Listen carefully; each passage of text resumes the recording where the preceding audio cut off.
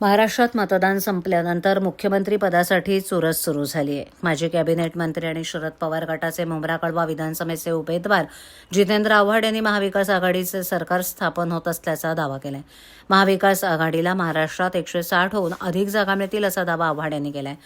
मिळालेल्या माहितीनुसार महाविकास आघाडीतील मुख्यमंत्री पदाबाबत विचारलेल्या प्रश्नाला उत्तर देताना आव्हाड म्हणाले की शरद पवारांनी विचारलं तर मी मुख्यमंत्रीपदाचा चेहरा होऊ शकतो, पण याबाबतचा अंतिम निर्णय पक्षाचे हायकमांड घेणार आहेत. मुख्यमंत्रीपदाचा निर्णय 23 नोव्हेंबर नंतर घेतला जाईल असंही ते म्हणाले. जितेंद्र आव्हाड पुढे म्हणाले की मुख्यमंत्रीपदासाठी उर्वरित चेहऱ्यांबाबत महाविकास आघाडीचे नेते निर्णय घेतील. याच वेळेला आव्हाड यांनी एकनाथ शिंदेंना पाठिंबा दर्शवला असून भारतीय जनता पक्ष जर एकनाथ शिंदेंना एकाकी पाडण्याचा प्रयत्न करत असेल तर शिवसेनेच्या कार्यकर्त्यांना ते अजिबात आवडणार नाही असं ते म्हणाले. मुख्यमंत्री एकनाथ शिंदे माझ्या शेजारी राहतात, मी त्यांचा नेहमी आदर करतो आणि यापुढेही त्यांना पाठिंबा देत राहीन. आव्हाड म्हणाले की जनतेनं वाढती महागाई लक्षात घेऊन मतदान केलं असून विशेषतः मुंब्रा कळवा विधानसभेच्या जनतेनं शांततेत मतदान केल्याबद्दल मी त्यांचे आभार मानतो.